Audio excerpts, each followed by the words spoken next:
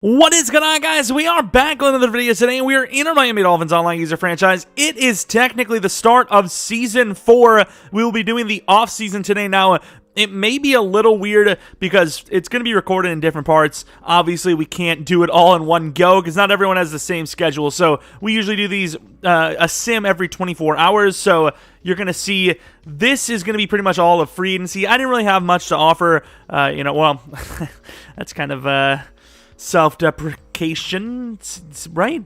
I don't know, but we didn't really offer anyone because we kind of need money more than anything. So, of course, you can see 14 mil. We have a lot of players to re-sign.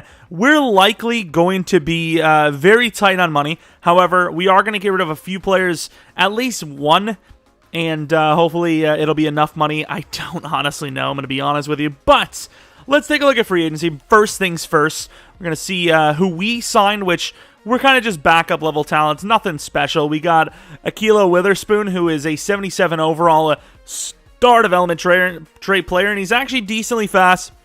Of course, you can see he's 6'2". I thought he was 6'3", to be honest, but that's still really good. A 1-year 3, nothing crazy. And the rest are all going to be minimum deals just to have someone there in case we don't have enough money for more expensive free agents, or we just need some filler for the roster. I will admit, half of these guys, if not all of them, other than Witherspoon, could all be released by the time, next season technically starts, by the time preseason hits. So there's that. But here's some of the guys that are available still. It really doesn't matter too much. Nothing special. But for the league signings, these are the guys that were signed. Yes, the Falcons with Pitts. Yep, 38.5 per year, I believe. Way to go. Of course, Mike Evans. I'm not going to say that that's much cheaper of a deal, and honestly, this is more of a signing that seems kind of based on expecting the league to only last another year or two. But as far as, these signings go, they're kind of nuts. Michael Pierce, that's a pretty good signing. It's a 1-year deal worth 24. He's really good. A 1-year deal I don't think can ever be too much of an overpayment. Another tight end for the Falcons. I will say my first trade attempt was Mike Gesicki, pick 10, and Byron Jones for Kyle Pitts. He accepted, but it wasn't approved. I kind of see why. I mean, he's good. I think it was still fair value, but, it just didn't happen. Then we tried Kittle with the same trade. Almost went through, but kind of glad it didn't because we overpaid. I'm going to be honest. We overpaid hard, and we're kind of lucky that it wasn't just a unanimous yes decision. We would have been screwed over. There's some players here that are all right. Nothing too major. Honestly, the best signing may have actually been DeMarcus Lawrence. Of course, that red is irrelevant. He was signed as a left end, which I believe makes him a lot cheaper. But yeah, right end, obviously, it makes it seem like it was a bad deal. But I think, honestly, the best deal probably was DeMarcus Lawrence and or Michael Pierce. Of course, this is a massive deal. But Daniel Jones is actually pretty good, decently strong. He has very fast speed. His accuracies are decent. And obviously, with the QB breakouts, if he gets very lucky with him, he could become a superstar or X Factor by the end of the season. You just never know. I highly doubt it, but you just never know. Like I said, some decent signings, but nothing really too crazy. But as of right now, the trade that is more than likely to go through for Mr. Byron Jones, who did drop significantly. Byron Jones, 88 overall, will be for pick 18. It says 17, but for pick 18, which I think is very valuable. Of course, we spent a whole year kind of developing Ward as the number 3, and now he's going to move up to number 2. Obviously, we're going to miss Byron dreadfully. I don't even know if that's the word I would use here, but he did lose 2 speed. We got really unlucky, as Howard, I don't even think downgraded at all. I don't even know if he regressed at all. Let's see. Did he? I mean, that's nothing in comparison. It's literally nothing. But of course, what keeps Byron Jones still decent is the fact that, well, he is super athletic, right? He is really good excel, really good agility, very good man in zone, and of course, the abilities. A universal coverage is pretty decent, but deep out, zone KO is really good, and then chuck out is very solid. That is great for pressing, and honestly, I don't really know what it's like to press without that. So we're going to see. We're going to find out. Of course, Witherspoon may not even have been needed technically, but I wanted a little bit of depth. And I think on paper, he is a better player technically than Isaiah Oliver. But for the number 3 role, I'm not sure. We're probably going to just test them both out. I wanted some depth because realistically, everyone else just looks like trash. It would have been down to just Isaiah Oliver holding down the fort. So if we got an injury, we'd be screwed. But I will say we may actually sign or draft a cornerback. Once again, some of these guys may be gone. Really wish we didn't re-sign Byron Jones, but at the time, I mean, it just seemed like too good of a deal not to keep him, right? Redwine's the starter for now, but if there's a really good safety early, maybe we take him at 10. I don't know. Of course, you've seen some of the dev-ups already. Bates, I almost traded, but I didn't realize he still had extra years. I thought this was the contract signing. I was like, oh, no, Jesus. So realistically, you're looking at maybe a lineman, maybe a corner, maybe a safety, and the biggest maybe being a tight end. Tight end would be the biggest question mark if we see someone we like, which... There's some okay names. Maybe we go that route. We'll show you right now what free agency or the scouting looks like. So, of course, we could still field some offers for pick 10.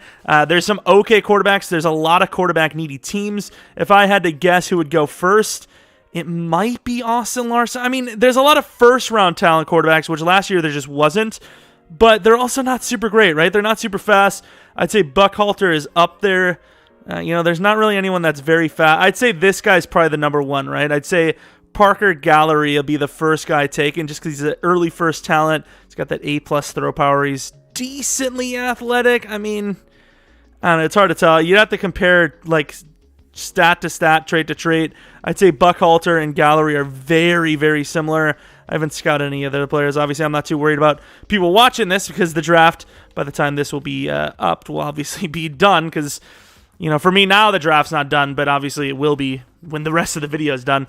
But Clifford, I don't know why I don't have this guy on my list. I'd still take him potentially. I don't think we need running back, but at the same time, we've mentioned it. Mitchell's a good player, but really all that he values or brings to us is his speed, as his abilities are really bad. So running back could also be on the table.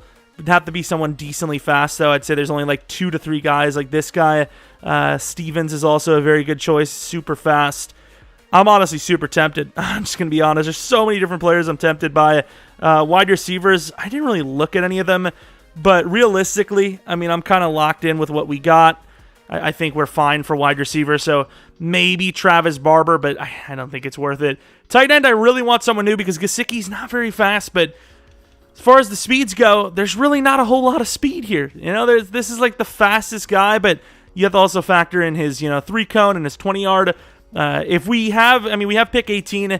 If some of the tight ends start flying off, I might end up just picking one just for the hell of it. But I don't know. This draft is okay, but it's not perfect. So I don't know. It's going to be a tough call. Obviously, we have Davenport on a long-term contract, but his chances of getting a dev up are pretty low too. So realistically, that might not be an option because of that. DT's absolutely not an option, despite the fact that there are some talented players. Where's the really good? Here he is, actually. Clint Nicholas with the A+, and then the A- early first. We've seen a guy like this earlier in the franchise league, and I think the guy was normal, if I'm not mistaken, but he did have 99 awareness and play rec, which...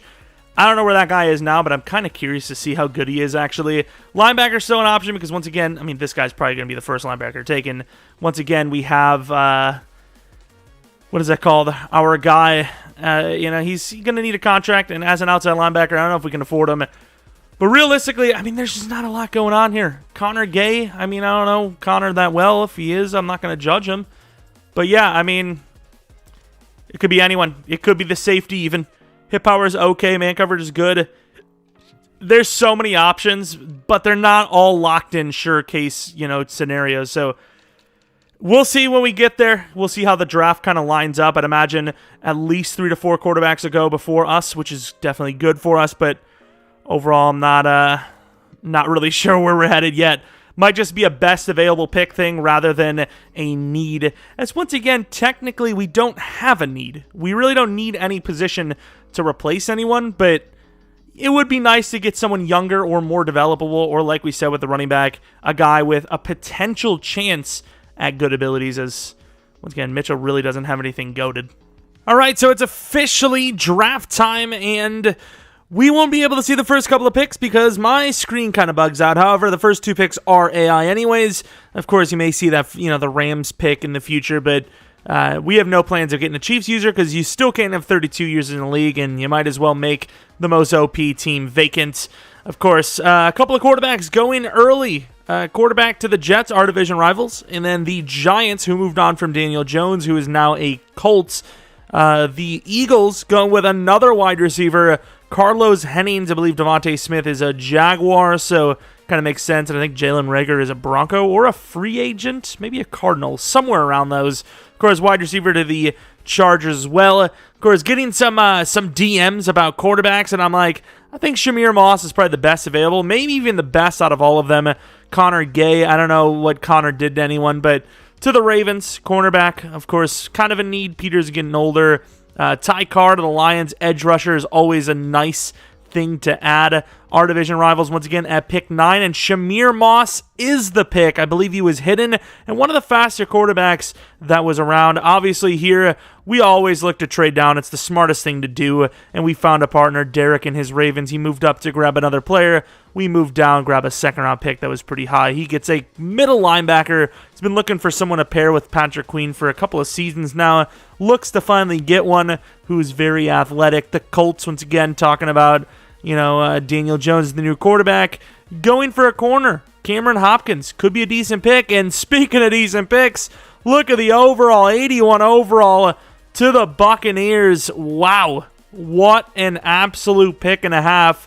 Of course, quarterback to the Cardinals, moved on from Kyler Murray, and then right afterwards, the Falcons with a DN. You can see here, we're kind of moving some things around, seeing what we want to do, make sure that we have our, our list set. And honestly, I'm not really sure if we have a guaranteed position we're going to go for. That safety looks decent, but overall, obviously, maybe not the biggest need for us, but we don't really have that many needs. Of course, you've seen another couple players. Vikings go with another wide receiver. The Bengals with a DT. And then the first tight end off the board, they all look decent, not crazy athletic, but, goes right to the Raiders.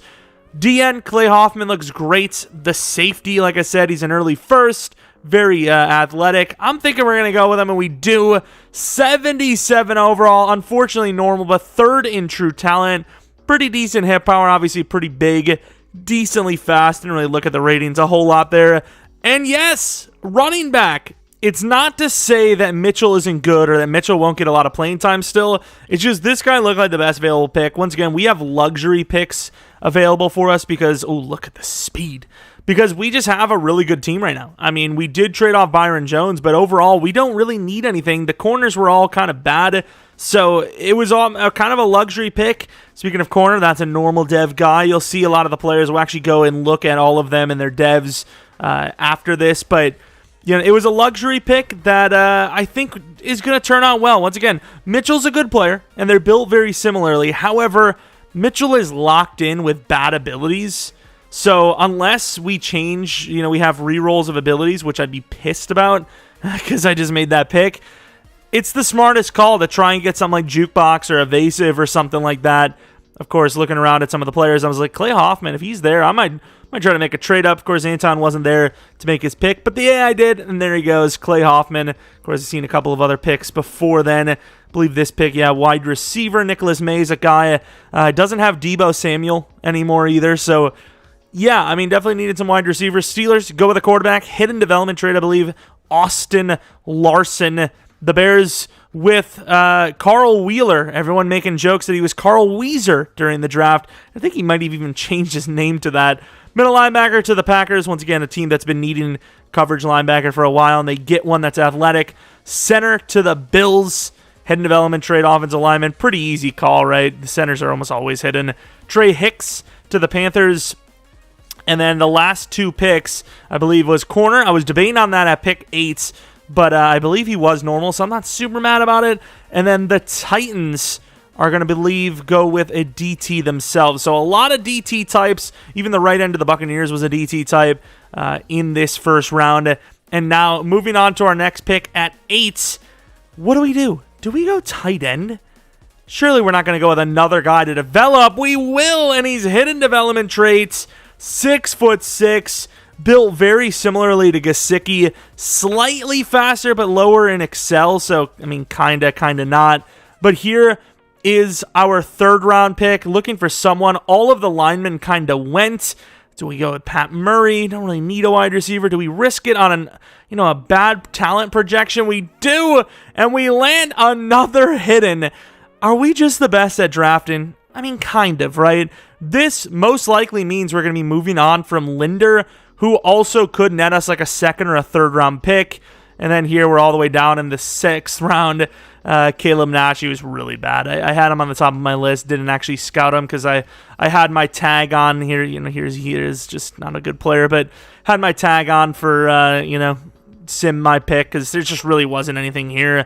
And then pick 32 was a punter. He was also pretty bad, I believe, so don't really need to look at that anyways. But looking at some of the, the devs and all that, we look at, our players because, let's be honest, they're starters anyways. That's all that matters, and I'm going to spoil it for you early. They're all star development trade, unfortunately, but still, lots of potential there. I mean, dev up for a time, really, I thought the tight end was going to be superstar, I ain't going to lie. That would have been so clutch, and of course, like I said, spoiler alert, he was star development trade. Same with the tackle, who probably will be our starting left tackle come next season. I will say, once again, spoiling a little bit again, looking at a lot of the first-round players, it wasn't a very good draft in general, and it really wasn't going to draft when you consider the devs. I don't think any of the players were I think there's 2 superstars in the whole first round, if that. Of course, looking at the Chiefs quarterback, a guy that a lot of users were probably hoping to get, especially since, once again, it is the freaking Chiefs. They don't need a quarterback. He was star development trade. Nolan Thomas, of course, AI team, but will likely be filled with a user, and he is also star development trade. Looking at that Jets quarterback gallery, moved on from Zach Wilson. Probably wishing he didn't move on from Zach Wilson. Dustin Cody, another normal dev guy, worse than Daniel Jones for sure. Carlos Hennings, hidden development trade, looks really good, but ironically enough, kind of like Devontae Smith. So I'm not trying to throw shade on all these users here, but you guys are kind of drafting literally the same or worse players that you've already had on your team. Even the Chargers one, that was Mike Williams. Half the players we've seen already were literally players that were on the team already that they moved on from. Of course, with Mike Williams, I mean, can't really blame him. We've had a couple of Chargers users. Ooh, nice superstar. But we've had a couple of Chargers users, and he would have been old anyways. Shamir Moss, can't blame Mike. He had Mac Jones, and I think he had Cam Newton for some time. Mac Jones in-game just isn't that guy. Throw power matters so much, and he just doesn't have it. Looking at the dev, though, star development trade, probably the best quarterback of the class. I can't remember if there was a fast one or not. Was the Jets gallery might have been actually fast. I don't know. Hoffman was decent, but of course needs to be developed from normal. Hopkins was the guy I was going to go for because he reminded me a little bit of Ward. Oof, off-season week 1. Didn't get to do the rest because we kind of skipped to free agency. We are now technically in week 1, but you're not going to see week 1 yet. You're going to see it next episode. But we got to see the rest of the first-round talent. Basam Opoku was the 11th pick from the Colts, 23 years old, but 93 speed, 95 excel. Pretty good, man. Pretty good zone. This is actually a guy I was also debating on grabbing. I was like, 23 sucks, but of course, fast matters, decent matters, obviously. Dev matters too. And he's a superstar. So, once again, you can't always judge a book by its development trait. You can, but by its age, damn it. And then here's the guy that the Buccaneers drafted. Gotta be normal. I was about to say, has to be normal. This was the guy with 99 play rec, 99 awareness. I do not know how this helps the player, technically, as a D lineman. Honestly, I think this is actually a bad player because of the awareness and play rec. This is the guy that I was looking at. He was like a third-round guy who's projected early first because of the prospect spotlight or whatever. But you look at the fact that he's 99 play rec, 99 awareness. As a D lineman, if that doesn't help you, which I imagine it doesn't, maybe as a corner or linebacker or something like that, it probably would, but safety maybe. This is actually a down thing. This is a bad thing because it's 10k XP to upgrade a guy that has 77 block shed, 76 power move. I mean, it's just, with low strength. This guy during the draft, 81 overall, you're like, holy crap, that's insane. But you actually look at him, and it's kind of a bad thing to have that. So, weird player again. We've got multiple DT-type players with 99 play rec, 99 awareness. But, I mean, I suppose it's better than a player that's just terrible in general, I guess. And then we go to the Cardinals, who ended up trading off Kyler Murray. No escape artist anymore, so it doesn't matter as much as he normally would. But Anthony Wilkins, of course, balanced QB style, aggressive, forcing passes, ideal sense of pressure. If you could change excel and agility to speed and excel, that would be pretty sick, but unfortunately he can't. So could be decent for, avoiding pressure, but as far as like running for a lot of yards, probably not going to be super great. 90 throw power, 76 deep, 82 medium, 78 short.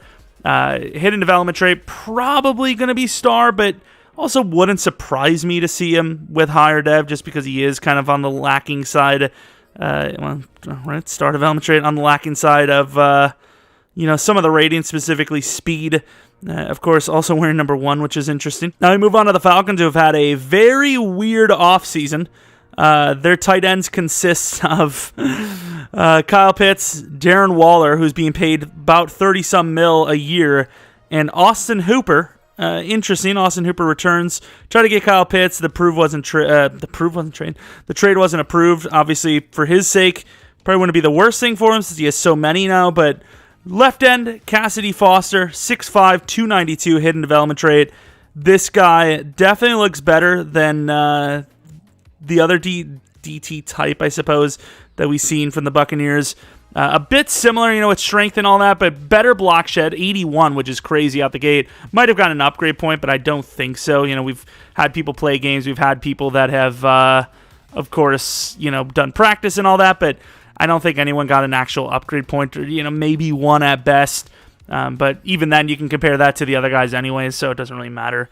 If they got an upgrade point and the other one didn't, then means they're better anyways because they're faster at developing.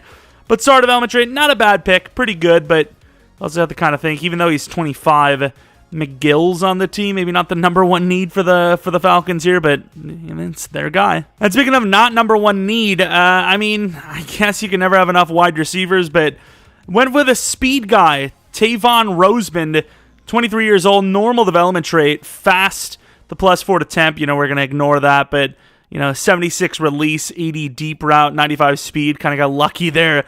Got run after the catch and possession. I suppose for a smaller guy, you don't need aggressive, but run after the catch just kind of sucks in general, so you'd probably rather have aggressive, but pretty elusive guy, not a bad player. Pick number 15, nothing really special to note, though. Jonathan McCall, the DT with the athleticism to play edge, super strong. Definitely just base ratings because of strength. Probably better than some of the other guys we've seen already, but 73 block shed, 76 finesse, 75 power move. Pretty damn fast in general. Also, hidden development trait, but 6'2", 300 pounds, 21 years old, a lot of potential. DJ Reader ended up getting inside stuff for him, which is literally the most OP ability for a defensive lineman, or interior at least, in the league.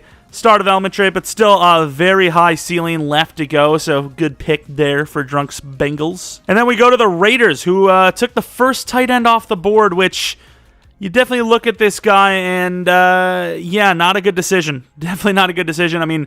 Our tight end at what? I don't even know, 40 or something in the second round. You could debate that was a bad decision, but this one at 17, way too early. Might have been a need, I suppose, but 84 speed and 89 excel. He's pretty much got the same, kind of ratings as our guy, but worse in general and smaller. Just, a little bit iffy, but get a couple of dev ups, maybe, even though tight end's really hard to dev, get a couple of breakouts, and I guess never too late. We obviously know about our players, so we don't really need to do that. We're going to skip 18 and 19 and move on to the Saints pick, which, once again, I don't know if he just can't afford a Debo coming up, but another cornerback taken by a team that doesn't need one. I don't know, actually, is it multiple or just another player in general taken by a team that doesn't need the position? And this one is not a good player. 90 speed, 91 excel, agility's pretty rough, jumping's pretty bad. Low catching. There's not really much to say. He's young, but he's just not great. But then again, at the same time, he developed a Debo. The same, maybe. You never know. Then we move on to Washington, who also took a corner right after. Maybe that other guy was going to be their choice, but 6'2", normal development trait, 22 years old, but 90 speed, 92 excel, 91 agility. A little bit better, not by much. Not really much more to say either. Just a player. Good old Tommy. Oh, my Lord. Lance and his damn linebackers, but a very fast linebacker, taken 22nd overall. No hidden development trait, but linebacker's not the hardest position to develop, so really you're looking for that speed rating. He got that speed. He got decent hit power, I suppose. Yeah, it's not a bad pick. We're starting to get to the, the picks you're expecting to see some bad devs, right? Kind of get into the 20s of a user class. It's not easy.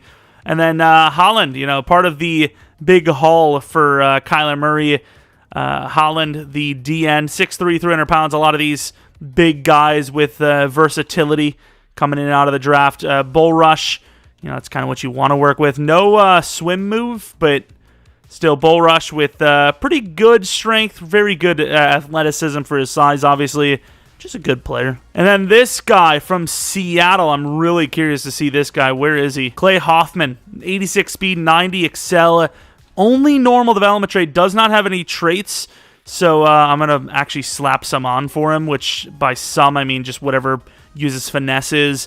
86 speed, 90 excel, 86 strength. A very good player. He might be a little raw, but obviously a very good player. I was actually thinking about trading up for him. I'm glad I didn't, because I was just kind of hoping maybe we can get somebody with star or better. Yeah, we're going to utilize finesse moves, which should give him swim. I don't know how this works, but yeah, he gets swim move. Division rivals of them. No Debo here. Needed a wide receiver pretty badly. Grabbed multiple. Pat Murray, I don't know when this... Oh, this was the guy we were looking at later on in the draft. Not a bad player, but, not really much that you needed to develop. Don't really need him. Possession right for the catch. He is 6 foot tall. Aggressive would have been kind of fun, but not needed, I guess, especially with that low jumping and corners just being able to jump all anything anyways. But hidden development trait, not a bad pick for pick 25. Once again, wide receiver's not super hard to get dev for, but I was about to say maybe he's superstar. Was not. So pick 25. Okay, not terrible. And then another quarterback, hidden development traits. No throw power at all, but very, very accurate. Look at the throw on the run and the break sack already. Not that break sack really even matters, but once again, another guy where you can switch their excel and their agility, and they're really solid, but that's not going to be the case. I don't know if any of the AIs, or the quarterbacks were higher than star. I don't imagine so. And I did remember looking at this player. Might be the best player of the draft just because of how hard a position it is to develop. But Carl Wheeler, I was about to say Carl Weezer. Hidden development trait, 6'6", 77 speed, 86 excel, 88 strength, 79 power move, 79 block shed, bull rush. And if I'm not mistaken, I believe he is superstar development trait, which could very well be inside stuff. I think if you look at I think there's like a website, if you look at it, you can actually see their abilities already. That's kind of how we knew our guy was going to be, have unfakeable, Ward that is, have unfakeable before we even seen his actual, reveal. And then we move over to the Packers, who took Quan Dixon, hidden development trait, 23 years old. 23 years old, once again, kind of scares a lot of people away. Didn't scare him away, and as far as, a pretty athletic guy with hitting goes, he's got one, obviously. Let's take a look at how good he is. And he's star dev, still pretty good. The Bills took a decent hidden development trait lineman, nothing special, just star dev. This guy's not super special either for the Panthers, but super strong, I guess. I decided to show him. 23 years old, though. Once again, it looks really bad, but hindsight is 2020. If you get superstar development trait on any of those guys, that's sickly. Of course, the Broncos traded off Patrick Surtain, which was a bit of an iffy one. Lionel Kitchen's a guy that I actually was kind of debating on going for as our number 3. Doesn't look bad, but at 5'9", I know he's 21. That speed, dude, kind of expect maybe 93 speed just because he had a really good 40 time, but didn't get it. It's a little iffy of a choice because of that, but once again, you just don't know until you're there. Could have been superstar, could have been X Factor for all we know. And then the last pick, the Titans with another DT, Tevin Colvin. I almost want to say Coleman. Power move guy. Probably should have swim move instead of that. It should be bull rush. Pretty athletic, good strength. A lot of defensive tackles in this class. We didn't have the perfect draft considering we needed, maybe different positions. But as far as us going and getting, some pretty fun, good, usable players to potentially shake it up. Once again, we don't have, I don't know why I'm fixated here on the Titans, but we don't have, good abilities on our running back. We don't have any abilities on our tight end. Those are players that are huge positions for us So getting new guys that can now potentially get abilities or good ones is pretty big. So we'll see how it goes, but yeah, let's go on to the next phase, which would be some upgrades, and then kind of conclude this thing until week 1 officially begins. All right, here we are in the final stretch of our offseason video, looking at the tight ends ratings here. Once again, very similar to Mike Gesicki, a little bit lower in some of the ratings like trucking, but pretty good run block. Out the gate, of course, there was the Antonio Gates gate, speaking of Hall of Fame introduction video, and we get a boost to tight ends, which is super clutch timing for us. And yeah, he's got a lot of potential. All we're really missing is just a dev up. If he gets a superstar, he's already better than freaking Gesicki. Obviously, the fact that he's a lot younger as well tells me that he has a chance to maybe get a speed or two upgraded. Hopefully, obviously we didn't get that from Gesicki, so you can't really guarantee it, but a speed or two upgraded would be clutch. And we do obviously have an upgrade, speaking of, and we're going to see what we can get out of it. So it's probably not going to matter, because even if we get him to superstar, it's going to be some time, but possession gives you better superstar abilities. Not a bad upgrade, I suppose. So we're going to go with possession there. Will Fuller, of course, it is now after the regressions, so which he didn't regress, because we had the, slowest regression for one position, which I didn't know was only literally one position throughout the entire franchise, but it was really smart to use that on him and gets the upgrade point. It wasn't terrible. Now we move on to Phillips. Obviously, it's pretty straightforward. Need that finesse rating to go up, and unfortunately, I don't think it did. Can't see it from here, but I'm pretty sure it's stayed 87. Speaking of another edge rusher, Marcus Davenport would be clutch to see him go to superstar. Once again, the numbers weren't there last year, but he obviously played a very big factor in providing pressure. Just need him to actually get the sack numbers to potentially get a dev up. Jalen Waddle, a lot of the route running stuff, release stuff, that's really the big thing we need to work on. So we're going to end up going with slot upgrade, because release and route running, short route running specifically, is what we're aiming for. Meh kind of upgrade, but he's still pretty young. Holland, an upgrade for him. Once again, it would be nice to get him to superstar. He would actually get both ability slots, assuming this gets him to an 85 actually, which I believe it does. It would be nice to see him get a dev up. He's had a lot of good seasons for us. Just hasn't really gotten that breakout chance. And then Peoples-Jones, his second ability. There's a lot of kind of trash abilities there, but I suppose deep threat, especially since he's so far from 85 anyways, is the best bet pretty much in general. Wide receivers in general you need deep threat for, but looking at all these upgrades, I'm like, what do I want? They all kind of suck, to be honest. It's not going to be easy for us to get something we want, so deep route's probably the best bet, which is what we're about to see if that's true or not, because obviously here it goes, and believe it or not, a speed upgrade. I know, us getting a speed upgrade, wicked, rare.